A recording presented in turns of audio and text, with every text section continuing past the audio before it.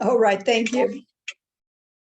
Hello, and welcome to Greet the Week. I'm Mona Duncan, and this little program is about looking at living in the now and also seeing how that maybe there are things that we can really tap into that would make our life much better. And everything that I give is suggestions. It's things that I have tried that have been effective, and I think, well, maybe it would be effective for you also. So today we're going to be talking about being objective. So let me start the screen share. And what does it mean to be objective?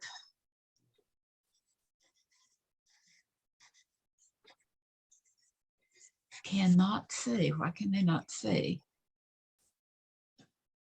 Okay, I'm going to stop sharing till I can see what the deal is here. It said to launch meeting, but I don't know why. Yeah, I don't either. I see now that I apparently hit there. It is. Yeah, there it is. So I'll bring it up so we can see it full screen. All right. Yeah. So what does it mean to be objective? Well, just a few thoughts. That objective is a valuable tool that we can use to open doors as well as minds, our own as well as others. To be objective is to be impartial, and it's to give an allowance to the way we perceive things. And to me, that's kind of where the rub comes in, meaning that I've got eyes, I can see, I have ears, I can hear. And so sometimes we think that we are so close to seeing and knowing what we know that we can be objectionable about being objective.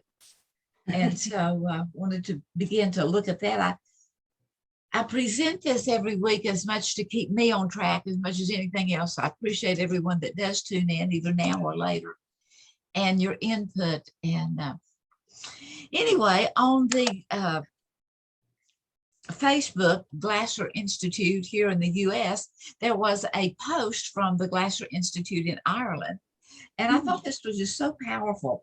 Here was the little introduction to it, is what we get and all we ever get from the outside is information. How we choose to act on this information is up to us. And so here is scoping out life. And what is out of our control, the actions of others, the past, opinions of others, what happened around me, the outcome of my efforts, the future, all of those things are out of our control. But right here in the middle are those things that we do have control over, or at least we do have if we'll step up to bat and take control. And this is not to be ugly, hateful in your face. It's not to be sarcastic. It's to be true to who you are and realizing that you can control your thoughts and whatever it is you give your energy to and how you speak to yourself and your boundaries, which we talked about those last week. But there's so many things that we do have control over once we step up to bat and can be more objectionable as to how we do that. So here is trapped at the airport. I knew this person that was trapped at the airport and called someone to let them know that they wouldn't be arriving at a certain time. So to not worry about them, which is, honorable, not to keep others wondering what might happen to you. And so he says, well, I'm trapped at the airport, and kind of was, yeah about it. And the person that he called began to ask some questions. And they said, are you wounded or hurt? I mean, are you trapped there because it was a crash, a wreck? Has anything happened? And the person answered, no, I'm fine. And the caller said, do you have access to a building with controlled temperature? And he said, yeah, it's warm here. He says, and are you able to obtain food and water? Oh, yeah, there's plenty of stuff here. We can buy that kind of stuff. And are you trapped or are you inconvenienced? Are you really trapped or are you inconvenienced? Has there been something that has a delay in your flight continuing? Or has it been, is it for safety reasons? And so then he asked another question. The caller asked another question and says, what can you do to improve conditions for the other passengers? So the guy began to think about it. And he looked around and he went into one of the shops that were there, and he found some little books and some crayons and coloring books. And he began to pass those out to the families that had children. And he noticed this man sitting over there that had an emblem on that was from the Navy, and he recognized the emblem. And then he was all by himself, and he went over and sat down and began to talk with him. And then as the airlines itself began to prepare food for the people that, there's going to be there for a while, a delay, this person began, he stood in line to get food for those that were not quite as agile as he was. So he began to see that, maybe I was just inconvenienced. I wasn't trapped. And so that goes back to our objectivity. It's what words do we put on? What weight do we put on it? And so I make the comment that it is all about you. Or maybe I ask you to think about it. Is it all about you? Because I have thought, what can I do to improve conditions here? And so, because the bottom line is what we have to control is only us, our thoughts, our actions, and how we respond to others. And so it is all about how I respond to the situation. That can either be more pleasant or not. So being obligated, being objective is about giving and receiving.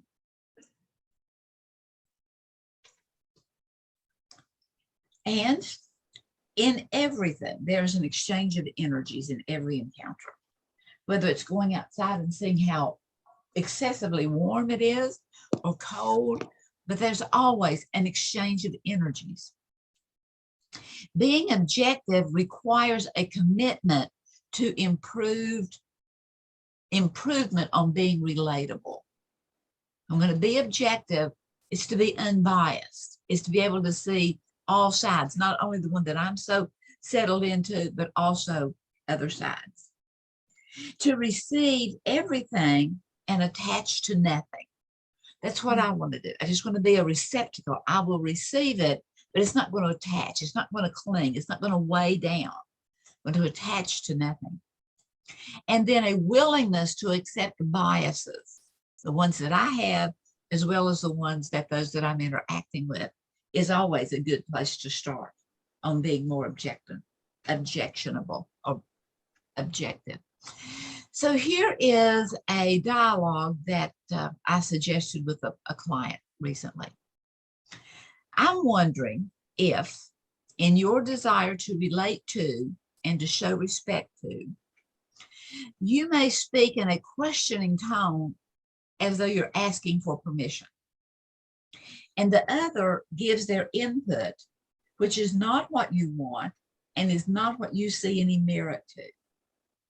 So maybe to be your own person, you go in your own direction anyway. My question is, can you see how that may be seen as not being your own person? And if so, could or would it be better to state your intention up front? Then all cards are on the table and negotiation could go from there. Because as we flip-flop, we weaken others' ability to trust us. And so it's to begin to think about that. And so it's to choose to be impartial and unbiased. And yet there's this me, myself, and I, because we always have these thoughts coming through. Am I thinking this? Is it something I've heard? Is it something that's been pre-recorded? Is it a memory from the past? Is it something I was indoctrinated with by whatever? And so here's just some thoughts about choosing to be impartial. Objectivity is our purpose, it's our aim, it's our intent, it's our reason.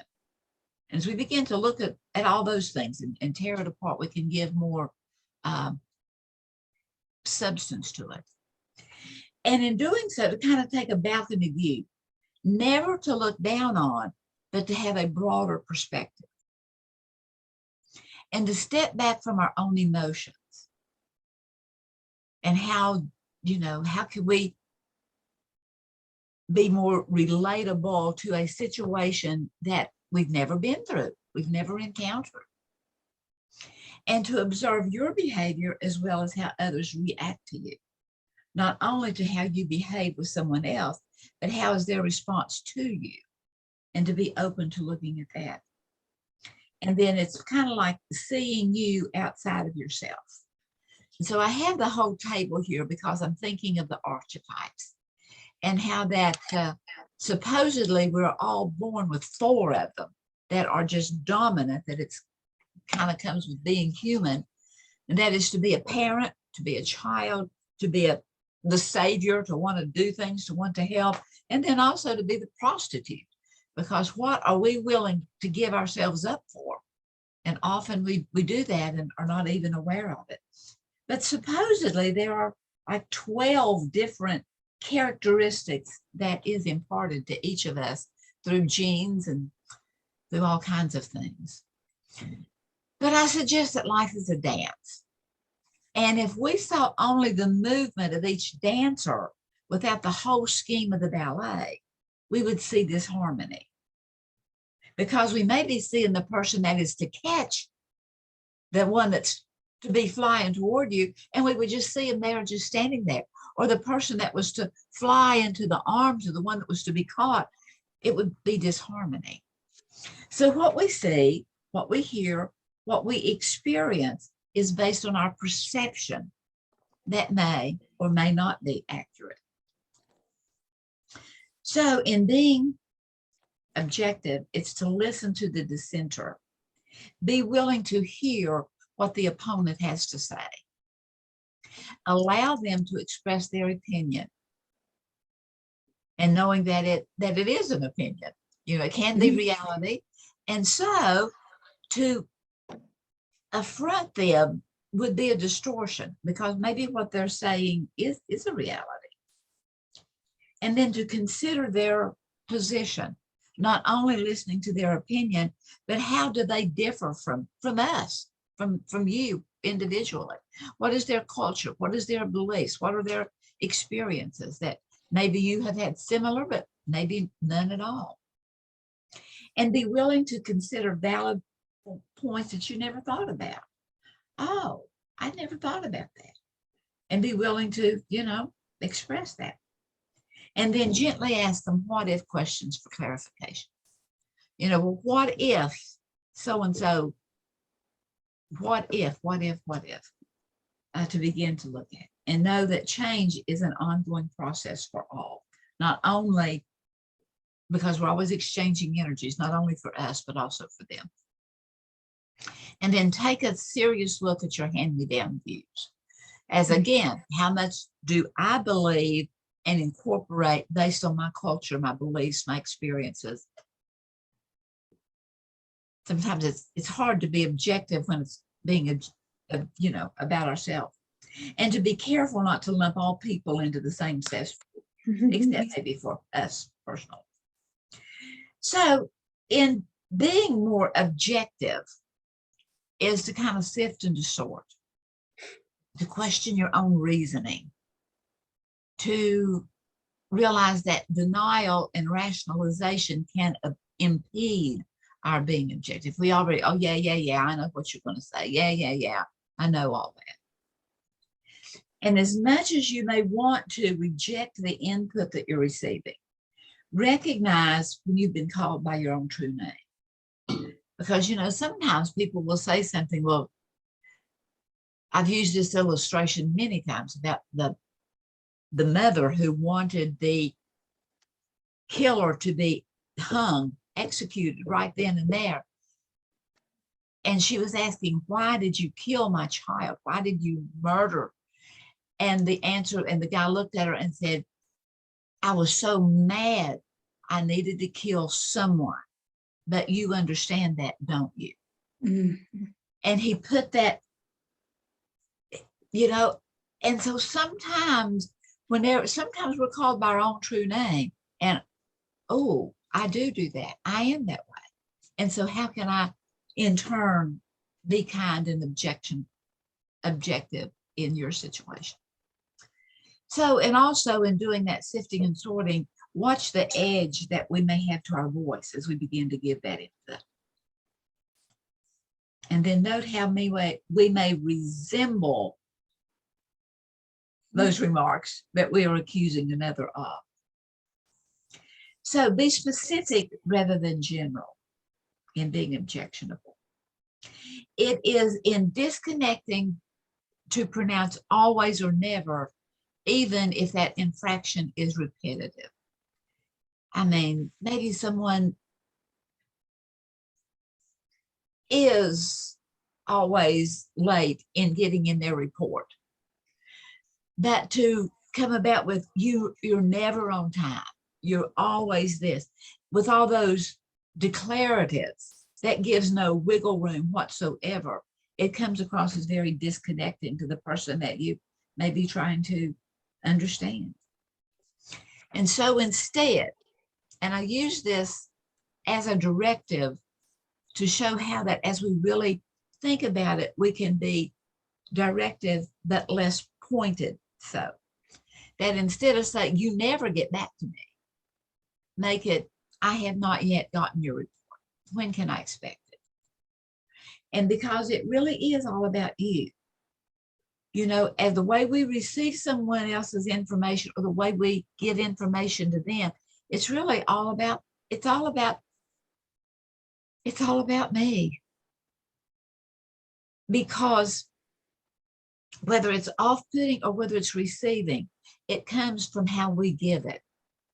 And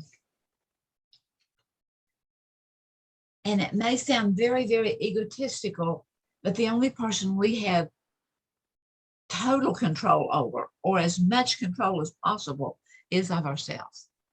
And rather than, you can change if you want to, declarative and maybe even that edge in the voice, it would be, do you think there is something that you could do to improve the situation?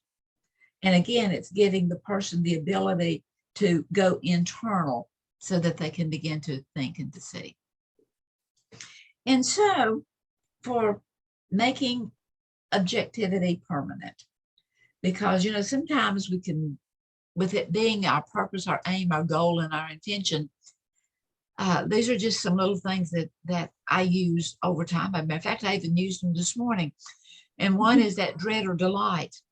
And that is, I didn't really want to get up and exercise. But I know that if I do it, then I'm delighted the rest of the day that that's over with. Go ahead, rather than live with the dread of what I need to do, want to do, have obligated myself to do. And so just go ahead and take care of it so that you don't have that dread following you. And then looking at neat versus clean. You know, you cannot organize clutter. So there may be a spider web or so, or there may be some dust, but if things are neat, because you can't organize clutter. And if we have the purpose to kind of get things in order as we begin to, well, the very last one and done. If we go ahead and do it, then we've really won in the long run. But always, always, always let yourself know. Let yourself know. Give yourself license to. I tell myself quite frequently, you know what? We did that, but we're not going to do that again. Or that was a good thought you had. Let's do that again the next time. And we want to give ourselves license to, and let ourselves know that I have decided to go ahead and do it now. And then also in making placards. Whenever I started with my business, I literally made myself some placards out of cardboard, and I would put various things on them, and I would set it on my desk each day. And it would be like recruiter or janitor or bookkeeper. And whatever it was that day, I would have that visibly in front of me, that was the main objective of today's taking care of business. And whatever it is, whether it's whether it's making phone calls, whether it's set, because there's so many things that encompass one eventual, seems like an objective of preparing for a talk, or there's so many things that are involved in it, such as getting all of your, if you're going to make a presentation, you may need to get all of your information together. And that may even take a while to get all of that together, so that then you can begin to. So that completes our thoughts for today. I would appreciate comments, and your input is always welcome. So thank you for being here, and many blessings.